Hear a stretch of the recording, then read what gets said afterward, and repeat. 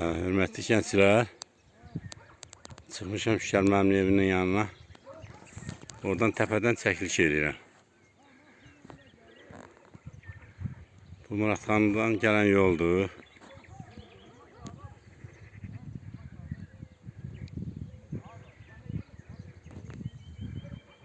O tərəfi Həmzəli.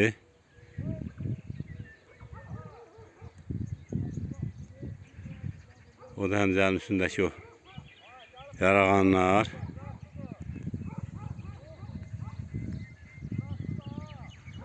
Bura Baxçadır.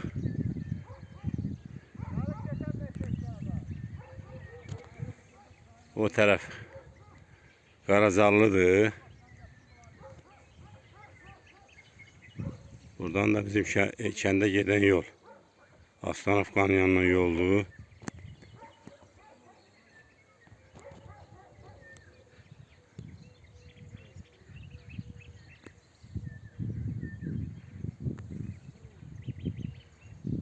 Bizim kəndimiz.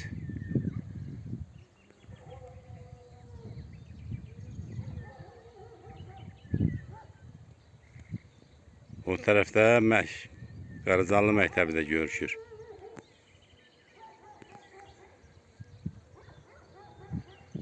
Buradan da o tərəfdə Üzümlüklü kəndin o sol tərəfi. O bir tərəfdə o başda Qarağaçlıdır. Bu tərəfdən də gəldi. İşıqlıdır, İşıqlıdan gələn yoldur. Bura şərlikdir, çox yuxarı çıxa bilmədim. Ços, imkan vermir.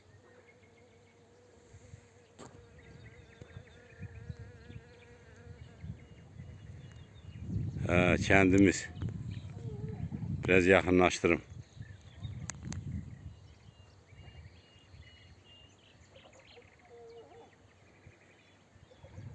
Kəndimiz gözəl kəndimiz. Yaşıllıq hər yeri.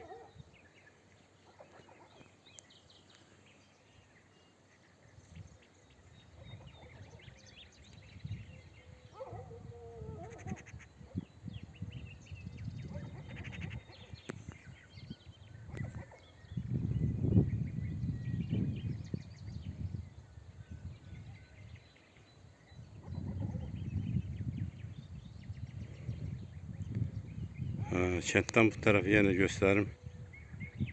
Bura Baxçamızdır. Bu tərəfdə Muradxanlıdan gələn yol. Qalxdıq bu bir tərəfə, Elşənin evidir.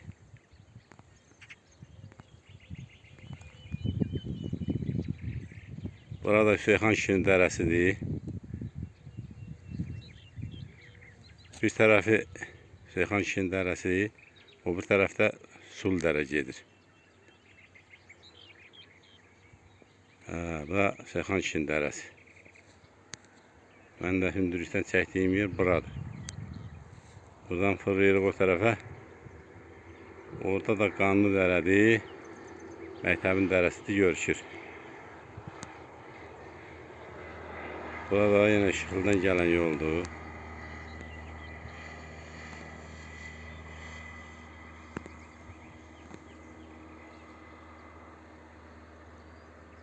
O tərəf Qarağaçlı da görüşürük. O biraz yaxınlaşdırım.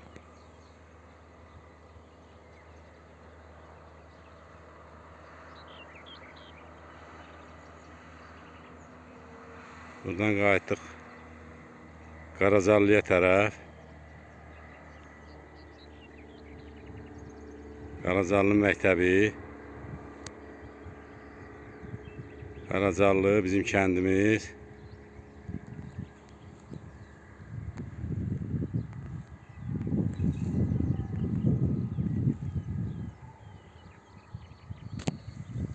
Bax, belə əziz yoldaşlar. Kəndin çəkilişi budur. Çox dayağın tikandan dolu, yuxarı çıxma olmur. İndi birazdan düşək aşağı. Kəndin içərisində görüb çəkiliş apara biləcək.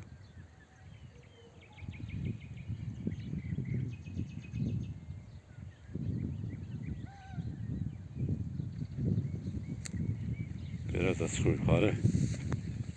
Görüm. Ha. O da Mürvətgilin evidir.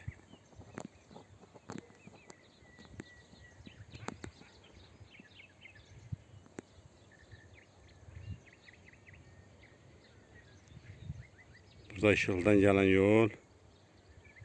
Elxangilin evi yoxdur. Mürvətgilin evi oradadır.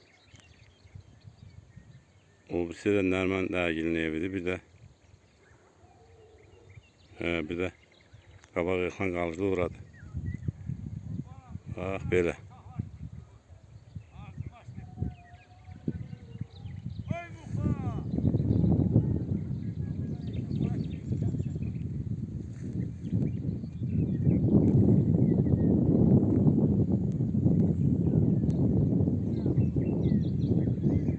Gedək Şuşar mənim evin yanından bulaq çıxdı görək. Bulağın o çıxdığı yeri tapa biləcək. Hələlik.